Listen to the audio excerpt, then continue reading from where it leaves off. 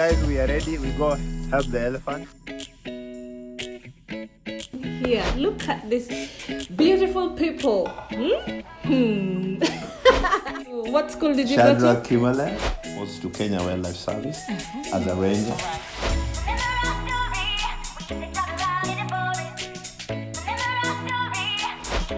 You have to really work hard to get ugali. I got a headache. Literally a headache from missing ugali.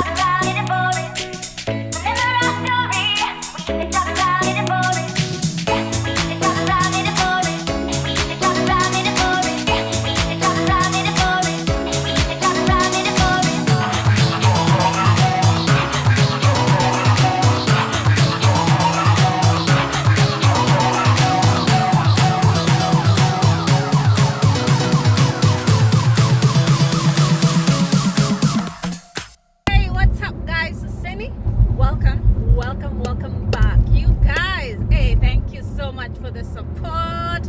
Thank you for even stopping by. Oh, why am I even clapping? I think I'm just happy. Today is the day that the Lord has made, so we will rejoice and be glad. We will rejoice and be glad in it. Hey, hata sijui nianzie wapi. The psych I have today. My name is Shiro Wadome. So you guys, we said, you know what? When these days of come, we run with them. Tunakimbia nazo. So today I just arrived from a flight today morning, and I'm like, I'm not sleeping. When there's this person who can inspire and get out and reach out to someone else, you guys, hey, this is a channel where we speak about life, about positivity. So it's all about positive vibes. It's all about doing life in the most positive way possible, and what you can run with it. So today we are going to a home of scientists from Kenya. Let's actually get to know, are they actually doing what they went to school to do? I can't wait to hear from them. So you guys, stay tuned and enjoy. By the way, come on, just subscribe. What are you even waiting for? How are we going to grow if you don't do this? Please subscribe. There, it's written subscribe.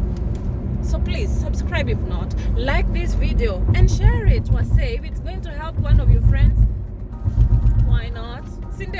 So see you on the other side. Guys, we are ready. We go help the elephant.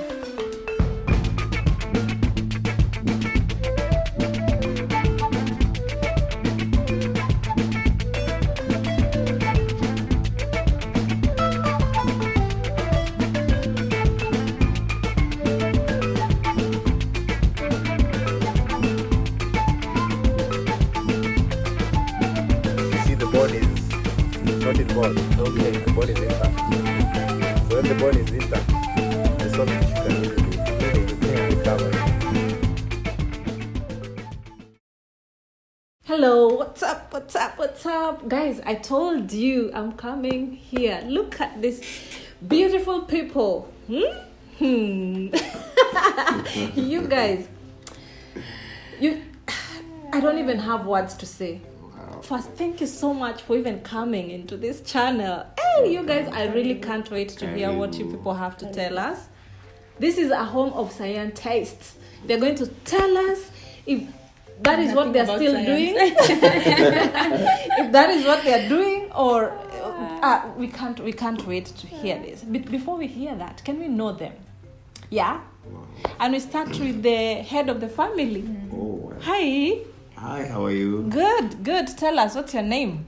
Well, my name is Fred. Fred. Olianga. 1 second, Fred. I will tell you how I came to know Fred. Because I just don't know him as Fred. Mimi namjua kama daktari. And you wait there. And my name is Belinda. Yes. These are beautiful people who God brought into this earth to actually touch someone's life. And probably you could be there. And maybe they are sent to you for this moment. So, we will hear from both of them. They have different journeys. Right. Yeah, we will hear from both of them. But so that we can get the depth of each and every one of them. So we start with at least one of them. alafu tutaita huyo mwingine atuambie, because this is a family, they whatever they do together, and we need to know how they just do it and how vile mambo tu iko, si ndio? Haya. So Belly, si wache nianze na baba hapa, si ndio? And then we'll yes. Can I move here? Yes. So guys, now this is Daktari. I know him as, let me call him Daktari. He's going to tell us any Daktari wa nini as we move on. But before we even talk much, Daktari. Yes. You know, the first time I saw you, this guy was anakimbiza ndovu. He was running after elephants. Yes. So his work, the first time I saw him, he was dropping elephants down, and rhinos. Yes. He's going to tell us more about that. And giraffes. And zebras. And giraffes. Where? Hey. Sasa, where are you from, Daktari? Well, I'm from Kenya, Uh-huh. and specifically, you'd locate me from Kibera. You know, Kibera is a very great. It's a hub with very much potential. There's great men that have been, seeded from Kibera. We've born and raised in Kibera. Imagine when you were in the streets of Kibera. Yes. Going to, what school did you go to? Shadrach Himalel. And remember the floods, the El Nino floods. My friend, if you want someone to tell you the real depth of Kibera. And you have your socks tied on onto you remove your shoes and walk barefoot because the floods are way too much. Yeah. So it was quite an experience, and the matope was just nothing for us. It was just part of us, It was part of life. Truly, it's a humbling experience being raised from that background. But it's interesting that we never thought we were poor, Oh yeah. Because the basic elements of life we had. We had everything. So yeah. Mandazi ya kobole, chai ya kobole, everything kobole. And so many friends as well. And so many friends. Wonderful. Daktari, did you ever think when you were there in the streets of Kibera that you'd one day be here where you are in Dubai? In Dubai, it's the way life just opens up, and there's so much that you dream, right? Everyone has those big dreams, which is very good. It's good to have the picture in the mind. Yeah. But also, God has it work out in a different way.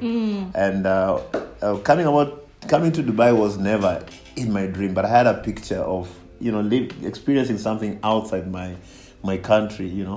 Wow. And to be specific, I thought about UK, and I thought about doing a master's, and probably, the conventional way of our thinking is that I can ladder up academically. People know that Maju is US, to Canada, to UK. They actually don't think that Dubai is Maju. You guys, huku ni Maju pia. Actually, explain. It's because of the West. I think the Western influence, and plus we know we are what do you call Commonwealth, so there's that interaction we have with the British colonies. So it's like a big brother, and so there's a lot of opportunities open up in that regard. So for the scholarships, there will be Commonwealth opportunities, so much available. Yeah. And for historically, many have gone to the other side academically. Yeah. So that would be a very clear way of working your way, humanly speaking, and finding yourself in the UK. So that was my picture. But God ni nani? He knows where to place you in the right place at the right time. I'm telling you. And here you are. So first, we want to know, wewe ni daktari. Yes. Wewe ni daktari wa nini? Okay, you're a doctor. Let me say it in English because there's so many people who follow us and they don't know. Yeah. Okay, which part of being a doctor are you? If that is the question. Well, I'm a vet doctor. Yes, he is a vet. I want to know, for you to become a vet, right? How long does it take to become a fully vet doctor? Right. I think one thing that I just need to clarify to the people out there, that the vet profession is large, and like just human doctors, we also have nurses, we have personnel who extend. They administer human health services, but they're not necessarily doctors. Yeah. So in the vet should I say sector, we have animal health technicians. They would and animal health scientists. They all work in this arena to take care of animals, but they're not. The vet is a vet, so their qualifications are up the ladder that will qualify you to be a vet. So a vet degree would ideally take you 6 years, and it's usually very thorough. Wow. Tough. It's like going through a paramilitary or military training. Wow. Well, it took me 6 years, so that would be 5 years of academic work and 1 year of internship, practical experience. Okay. Where did you do your course? I did my course. Now, Kenya, we have Nairobi University. It used to be called then Nairobi University. Yeah. Now it's opened up the other universities that offer the Doing course. That, But I did it from Nairobi University. Wow. Yes. 6 years. 6 You were years. there. So where did you do your intern? My internship, I've been privileged, to be honest, and I would say this is where God opens up. He say, the way he says in Jeremiah that he knew you before you were put in your mother's womb. There are things that he plans way before you could ever comprehend. So I found myself exposed to Kenya Wildlife Service as a ranger. Wait, that was. Is this the place I saw you running after the? Yes. I said you. Watch this fast. Guys, we are ready. We go help the elephant.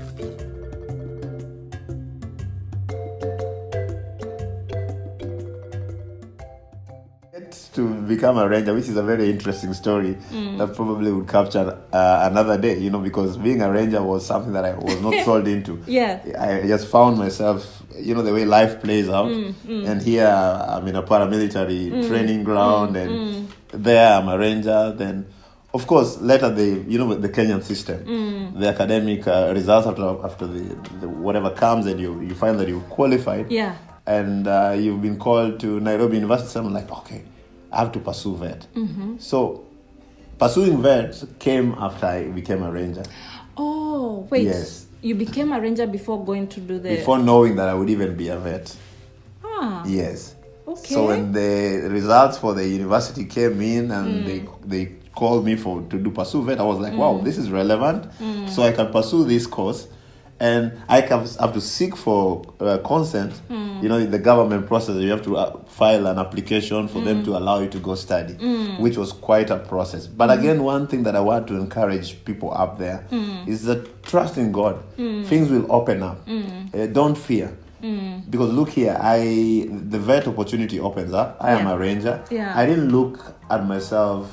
I didn't see a shadow over me to hinder me from becoming a vet, though I was a ranger. And then also it's good that I learned to appreciate the people around you. There was a lot of support around the people around me. Just open up and talk to them. So they gave me an opportunity finally, which was a process.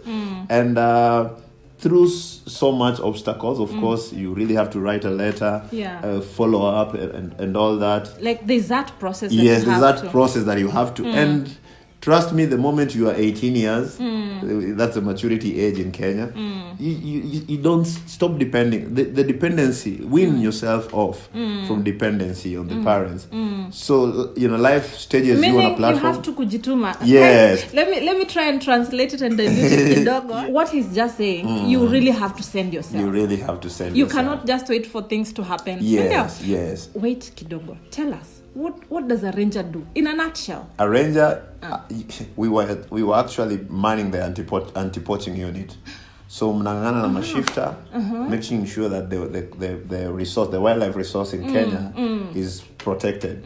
So you offer like security, support to the animals. And this means you have to go and be trained, just like police. You have to be trained. It's a paramilitary training, which is another process that shapes up your life. How long did that take? It took six months. It takes 6 months. Ours was another story. It took 9 months. But ideally it should take 6 months to 9 months. What? From Kibera to para. Yes, military, and it works on your character, discipline, attitude, and so much which I thank God for the opportunity because it really shaped my perspective of what life is. Wow. Yeah. Then here you are. And You've here I joined am. UN. I joined UN. Guys, this is just one of our own who's not gone at it to another Maju to go and do I don't know what in Harvard. Yes. No, he has gone through the system that we all know. Right.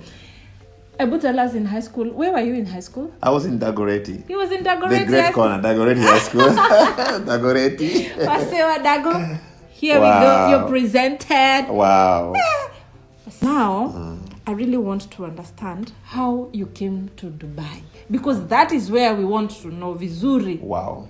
Because there are people who think when you're a doctor, you cannot just come here and become a doctor direct. There's something that you need to, maybe there's some learning that you need to do. We want to understand that. But before we understand that, Right. how did you even get the opportunity of coming to where you are right now? Let me tell everyone out there that life, it's like a blank check that God has given you. So you really have to, everyone has something in them. And everyone has an opportunity. I mean, we schooled, you know where we schooled. Oh, yes. If we looked at ourselves, if we compared ourselves with those who went to the group of schools, you know, The group of schools. there is nowhere we will fit in. But look, I mean, we might not have everything in the idealistic perspective, but what is everything again? It's just being diligent in whatever life places your way. So everyone has the opportunity. So just put in your best. Believe in God first. Believe in yourself. Put in your best. That is what we would call diligence. Pursue. Yeah. The key that we have as young men back home, I would say, is education that God has given us freely in Kenya. Yeah. And in Kenya, we have very good education, by the way. Ooh, right. Very good education. Wow. I came to know that when I came out here, and I'm like, wow, even the English we speak, the way we would write our reports, you know, the basic things that sometimes we don't recognize. You come out here, you realize, wow. I'm actually better. So I'm doing good. Way much better. You can go work anywhere in the world. One key thing that is available for us to use is the bridges that are there. Academics is one of it. Yeah. Because with academics, it's so easy. You can go to school anywhere in the world, get exposure, get experience. If you decide to excel in where you are, the government, every institution, every government wants resources, especially if you're resourceful in the brain. So that is a clear way of breaking beyond your village. So academics. First, academics. Yes. From a ranger, I went to school, took the 6 years, right? And then I came back to work, right? And I used to work, night shifts and go to class during the day. Oh, so that's how you were transitioning. That was the arrangement. Uko class? Yes. And then you're working for night shift. Yes, because the government would not be able to give you a study leave for a degree, for a basic degree. It's within the human resource. I don't know whether it's been readjusted now, but that would limit me from doing a degree. So I thought about working at night and pursuing class during the day. Wase kujituma ni kujituma. You don't just sit there and think things will happen. Yes, yes. So that got through, and the 6 years ran very quick. Okay. And then I got back to... one thing that happened within the first year, because there was too much happening, and ujana nyingi, you have this help paying you and all that, you have this extra money. This is a message that I can share to you, to anyone in school. So I was doubling too much, and I failed the first year. What? And usually what happens if you fail the second year,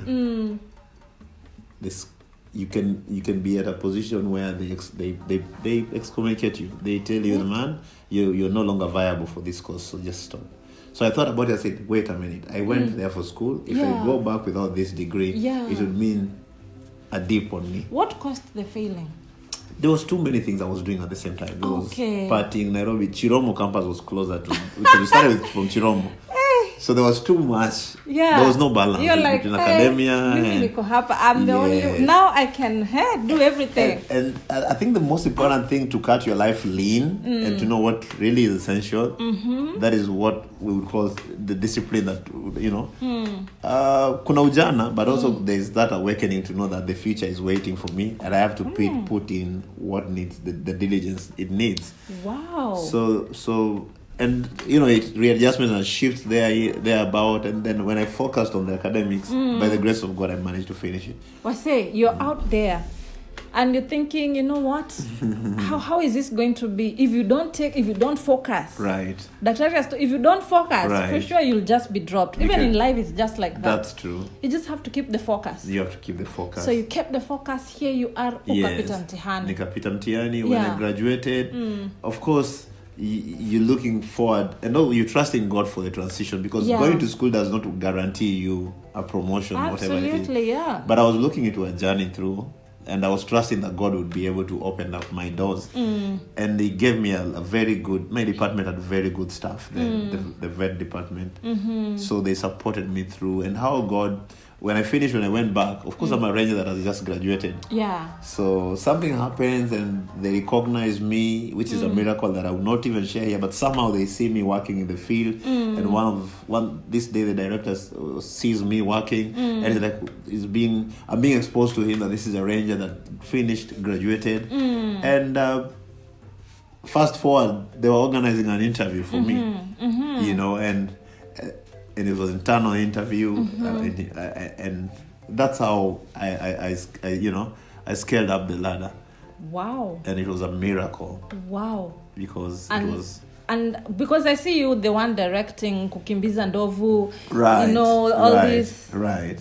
So that happened when you had already been promoted to the next level? I had these vets were already working, who really adopted me into the system. Dr. Mijele, if I was to mention. I had so many wonderful big brothers that God puts around you. Wow. There will always be someone to help you. Just open your eyes and see. Just be disciplined. Be a focused human being. There will always be someone to help you. They will look at the value you have in you, the determination, and God will always put someone to help you. So I had so many people who could help me. Wow. I started getting exposed to this practice in the field. Yeah. They would encourage me that you can do it, even before I became a vet. Wow. And I it's like I had my course, just channeled out there. Yeah. So I worked in KWS. After the promotion, it was a big thing. And of course, you're like, I used to earn this much, now I'm earning this much, and you're like, in the same place. In the same place. Okay. So talking about financial increase, it was a significant amount. Of course, life had to really expose me to maturity and be thankful for the opportunity. And of course, worked in KWS for that was in 2012 when I graduated. Was promoted in 2013, and by 2016 I was leaving. To come to Dubai. That's when I did. That's now when you came to Dubai. End of 2016. Wow. So coming to Dubai here, of course, it's a new exposure, and you're looking up to there's a way you have a frame of thought. Yes. There's a way you're looking and expecting things to work out. This opportunity came knocking at my place of work. So it found you already doing what you're doing. They found me already doing what I really loved. I had never thought about coming to Dubai, but here comes these people who are looking for. They were opening up a park. They call it a safari park in Dubai, and they're looking for personnel. So they find me at my workplace, and some of my staff that I supervise come to tell me, "Hey, Dagitari, wanataka watu wa kwenda Dubai." Yeah. So it's and here you're like, I'm like, this is not for me, Yeah. Yeah. So I would say it's an opportunity that I never dug out for, but it presented itself, and that's how I went for an interview with those people. So they actually poached you from Kenya. I would say so. Kazi. Nikiwa kazi. Nilikuwa KWS. And but again, I would say again, you'd know we were at a phase where we would sense a transition within us. We would sense that, hey, we need something to change, a shift. But we didn't clearly know how and what and where. And then here comes the opportunity. So when the opportunity came, when the opportunity came, we were like, wow, this could be it. This could be the opportunity. So you people were picked up as a group. many of you?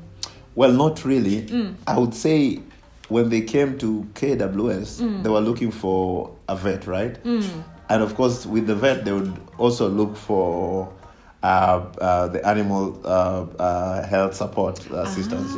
The assistants that we would call them animal keepers. But they are called animal caregivers. So they also got a few of some of my colleagues, which was quite an experience. You know, it was a rare opportunity to happen. Oh, of course. Yeah. Just imagine you're in your workplace and then this company comes and say, we're looking for you people. What you have is what we are looking for. Yes. This calls for God to really have located you. I know. Put you in the right place at the right time. Yes. Hey, you guys, just be diligent in what you're doing because you never know when God is coming. That's true. Daktari. Yes. Here you are. Umeingia kwa ndege. Shwa! Napatana na I'll never forget that encounter with you. You guys, you know what? I met Daktari kwa ndege just like that. Yes. You know, yes, we grew together, yes, pale Kibira, went to the same school, pale Shadrach Kimalel. And then I went to boarding school.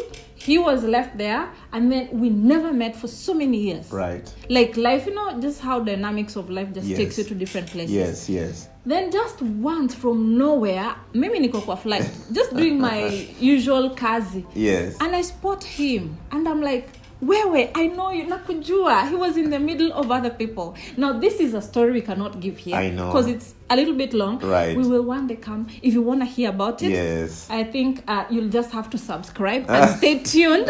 Cindy. Yeah, and then here comes. Yes. So that is how we reconnected again. Right. And life has taken, life has taken us all the way mpaka tumefika hapa. Oh, we have grown with these people. This family, we have grown together. And we'll come and share that one day. That's right. But for now, we want to know, how did Dubai welcome you? Well, I'm so blessed, and I'm meeting you, to be honest, at the very on the flight. To me, was like a welcome signal. I usually ask God, what's the frequency? Show me a sign. And I think every one of us, we have our different way of communicating with God. So I knew that God, if I'm going to Dubai, you really have to just, indicate that there's something, that's my land. So when I met you, I was like, oh, this is clearly, there are people that are going to, give me a good soft landing in Dubai. Did you know anyone in Dubai before? I did not. My orientation about Dubai was something else, Wow. God puts me in the right flight for me to meet my brother there. Yes. Thank God. To be honest, I had a lot of anxiety. Well, some questions that you would have, not really, some questions that you would really want, fixed. You're flying but you're suspended there. You're really questioning yourself. Where am I going? Is it going to work? So when I met you, it was part of the answer. Ebu, tell us, were you leaving your family back that time, or? Yes. So now another key thing for those married. I mean, the other thing that really helped me is that we were in communication with my wife. And even part of what I was going through was a transition at my former job. It's not that the environment was dirty or whatever, but I felt like, hey, so I communicated, me and my wife communicated, and we really knew that as our family, we needed to shift. Maybe not physically or geographically, but there was something that you can't explain some of these things, but we needed a transition. There should be a transition. So when the opportunity opened up, my wife actually supported me. Wow. Supported kudos Belly. Oh man, imagine you're being left. Your husband is going to another country and you're being left, and you're supporting. Yes. That just calls for God's hand. And it was not easy. It was not an easy decision, Shiro, because this is your mother. The employer was basically like my mother. This is where it cultured me from that, I would say infancy. You're now maturing, you're coming up. Yeah. And this is like your mother. You're looking at a place where you'll be retiring at a senior position. The dreams that we would have. Yeah. But then again, and then this shift comes. And you have to leave your family. You have to leave. You have to go into a land that you don't know anyone. You don't know anyone. So when my wife said, you can go, I said, this is a signal that I need to go. So of course you tell them, hey, let me go and see how like Joshua and Caleb would go. The rest of the Israelites would wait. Yeah. So I went to to just do my investigation and just to do my it's called reconnaissance. We were taught in the paramilitary experience that you do a reconnaissance. You go and do a rec. Yeah. Just check and then go back and send signal that, hey guys, the place is okay. So I came to do a rec for 6 months, and they joined me after the 6 months. Wow. After We really thank God that eventually they came. Yes. Meaning they found this place to be a good place. Right.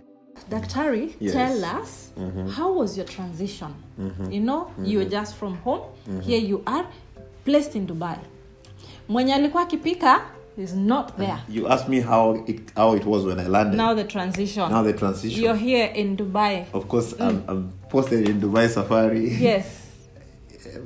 and it's a diversity of culture, different people, and it's something that I'd never seen before. You know, we come from an environment where working at home is a bit, you know, you're in a community that is so close. Yeah, you actually know almost everyone. You know everyone, you know, including the aunties and the uncles. So that was You've been given some diverse people.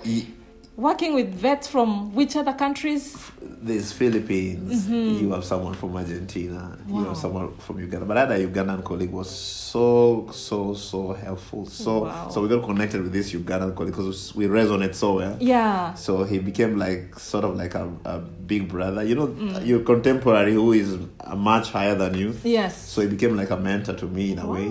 Very organized and taught me things. And so I found another author found us a landing as well. Yeah. And we worked in the organization. We gave our best for 2 years in the government. It was a government job. And we worked in the zoo for 2 years, trying to reset standards and make the place a world. Because one thing that God gives you, when God gives you an opportunity, you try to put in your best. So that should be our principle in life. Yeah. So we try to put in our best, and me and my colleagues were really giving a drive to it, and trying to you just put standards on animal health care. Yeah. You know, quarantine when you're shipping animals from South Africa, check them. Yeah. You know, and it was quite a lot of experience for lessons to me. Yeah. There's this thing we call preventive animal health check and programs that I was never really thoroughly exposed to. But in Dubai, it really shaped me up. And for now, for sure, there's quite a lot that I've been exposed to. When it comes to licensing that we also had to go through, it's a process, but it's doable. Yeah. Any professional from Kenya can work anywhere in the world. Oh, did you hear that? That is the truth. So you just need accreditation, because accreditation is just to validate whatever credential documents you have. It's not anything from the moon. It's something that you can actually do. Yes. So say you want to go to America or Dubai, you just need to know what they want. You have your degree already. It will be attested within the government process of attesting it for it to exist as a validated document from the government. Yeah. There are steps to attest it, you know. Okay. And then once it's attested there, then it will be attested into the foreign country you're working in. Okay. So after attesting, then you have to go to the professional body that governs the practice in the UAE. Like now, VET, there's a ministry of climate change here. Wait, did you have to go back to class for like 6 years again? No. For Dubai, thankfully, it's easy. I think even in America, they will just allow you to sit for a board exam. Again, let me just throw this in there. Yes. We are the ones who live with the animals in Kenya. I mean, the people who think we actually live in the jungle. Yes. Sorry to say. Right. And then here you are. Well, they don't have like real animals like we have. They have to ship them from where, like, you know, places like South Africa. Yes. So we know how to deal with these things. We take it for granted. The exposure that we have is a passive exposure. We don't work to get the exposure. We've been born and cultured around this. It's natural to be with animals back home. Yeah. So it was easy to just... Yes. So the accreditation process is straightforward. Once your documents have been verified, and of course would mean that the government has verified them all through the process of you receive them to to apply them wherever you are. I think the embassy here as well really had to validate some of the documents, and then eventually after you're done with the validation process, which is straightforward through the government process, then you do your you look for your practice license. How to get your practice license would mean that the ministry that is in custody, that oversees the vet practice, would sit you in an exam. Oh, okay. Yeah, so we start an exam. How is the exam compared to home? Well, it's a basic exam. It's a basic exam. So any vet can actually make it through. If you have, with every skill, you really have to consistently refresh and refine yourself. Yeah. Your knowledge. You have to. So if you are a vet who's on, you have to read here and there. I call it passive reading, not active reading. Reading to just keep your memory. After all, the 6 years has really prepared you for this. Yes. So it was easy. Good. It was not mad. It was not really thorough. So there we go. We had I got the license and validated it for practice in the UAE. Good. Sasa, I want you to tell us. How was it? Now here you are living home. Yes. With family. And here you are, umerudishwa kama bachelor tena. How was that? Because that must have been a difference, Well, I think everything is just in the mind. Once you have a mental adjustment set for that occasion, for the transition you're going through, then it's okay. I mean, as long as you write that this is what I have to do, then you do it. I mean, for paratroopers, if you have to dive down there, you really have to be in the right mental adjustment to throw yourself down there. Absolutely, yeah. So it's not, I wouldn't like it that extreme, but it was straightforward that I had to adjust myself on how to live without the family for that period of time. It was it was just so straightforward. Besides, when you are a ranger, you are always, like, most of the times away and right. What is this problem that men cannot be alone? It's doable, especially if you are because they are a man is you are the army general, so to speak. So if you are sent out for a mission, then you have to stay focused for the mission, and you are so busy for the mission, so that the only thing that you want to focus on is to execute whatever has sent you out there.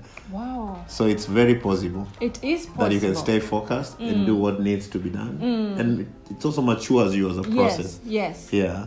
Hey. Yeah. Kuna wakati nilikutana na daktari amemiss ugali. Wacha tu. You ugali. You know what this, ugali is tell us about that. Ugali is our staple food. It's like bone and joint. Yeah. The bone and the joint have to stay together, Say food up, ugali you have to really work hard to get ugali. I got a headache. Literally a headache from missing ugali for 3-4 days.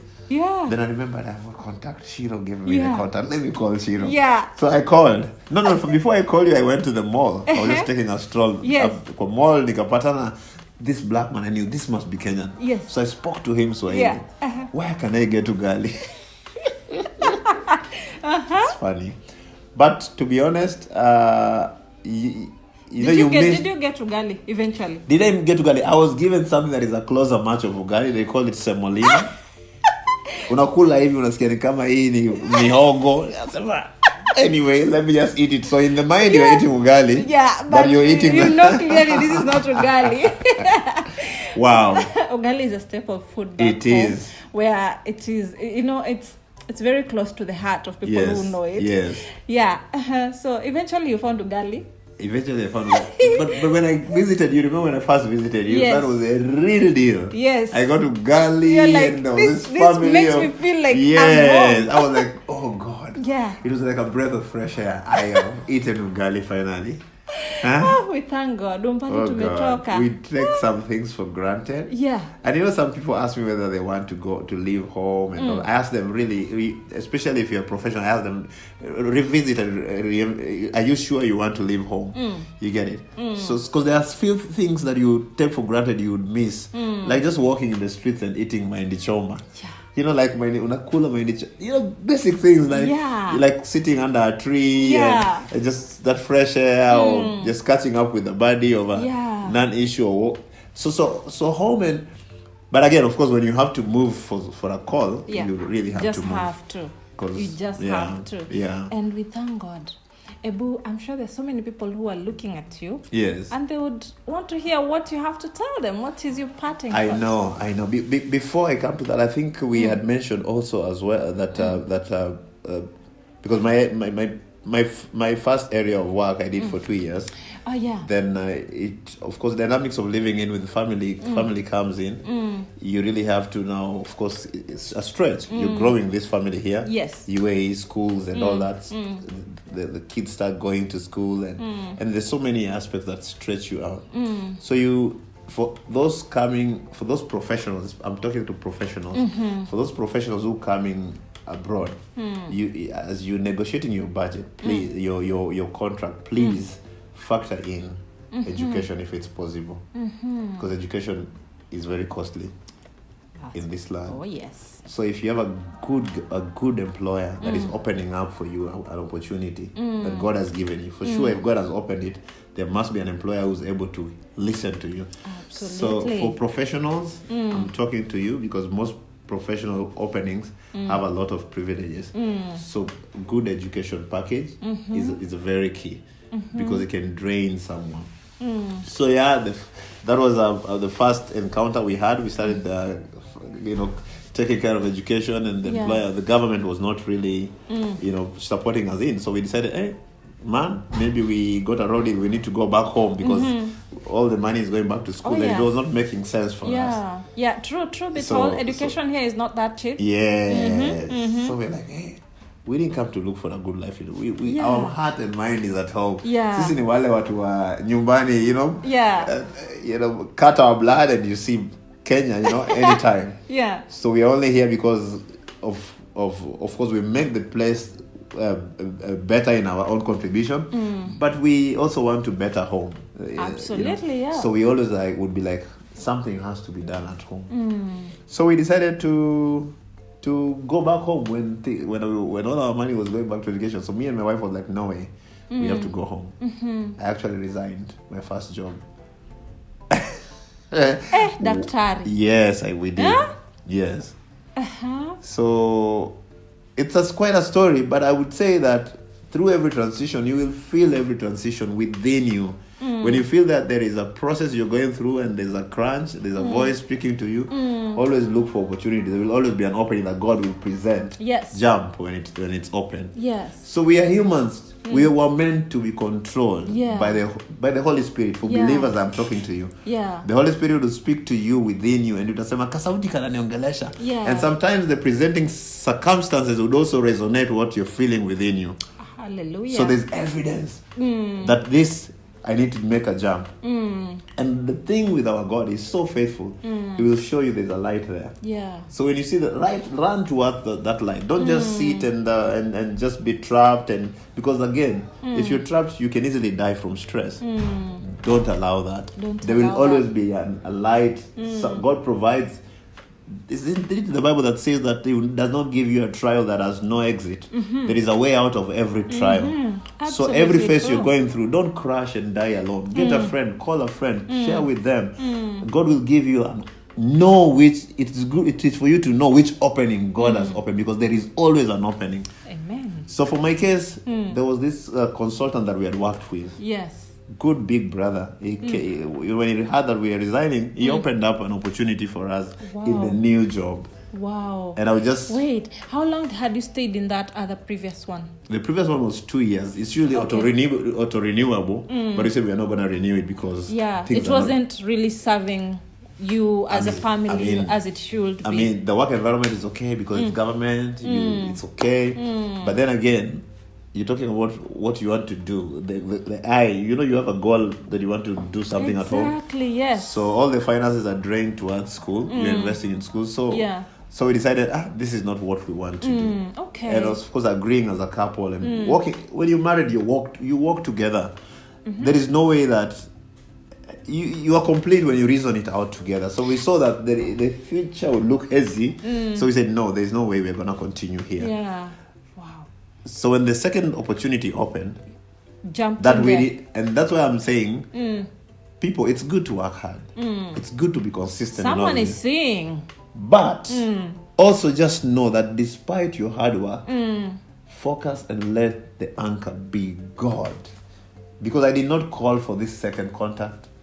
In fact, I share with my brother Hiram as well. We've shared opportunities together that where God would just come into the center. Like, I didn't see this opportunity come up, but God has just placed it there for you. So for you, what you need is to make sure that you have something that you're holding in your hand, so that when the opportunity comes, because it will come, you did what you did, and you just submit whatever you have in your hand. Wow. So right now I'm into the second opportunity, and we are grateful. It addresses the concerns that we had. At least they're covering the issues that you're like, okay, this is the only thing that can make us go home. Right. I think God comes in and covers that everything. Kazi yenyu haijaisha hapa Dubai. That's actually why you're still here. I'm telling you. Now speak to that other person. I want to speak to that other person. Wherever you are.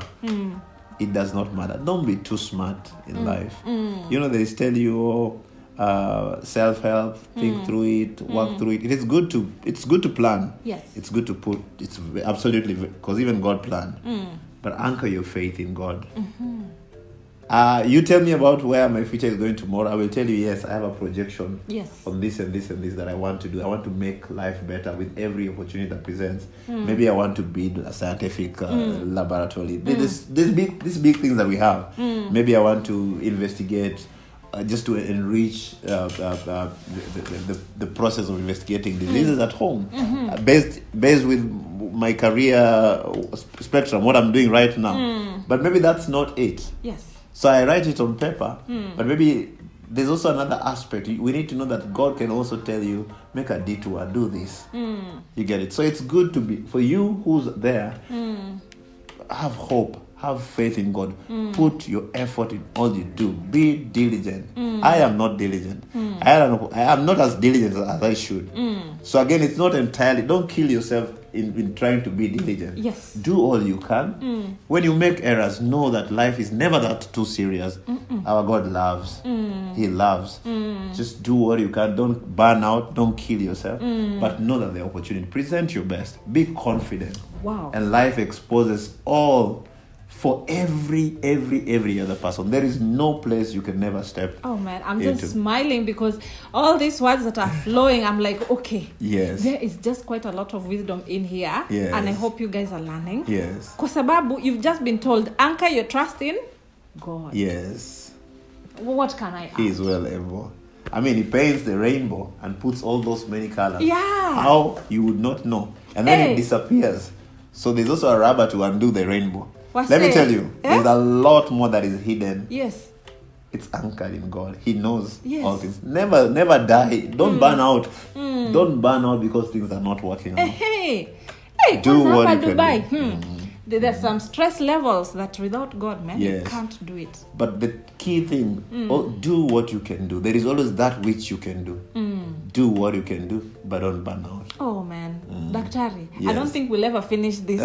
And I think we'll one day come back here again. Because I think there's a lot we can share. Amen. And I thank God. Yes. You've talked to someone out there. Right.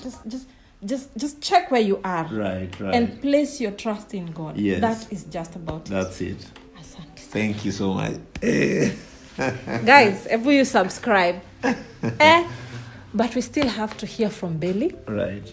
We need to know how to actually support this person to get to where he is. Yeah. He must have taken the hand of God, Yes, and absolutely. that lady has to also be on her knees with God, vizuri. Absolutely. Because it's not easy.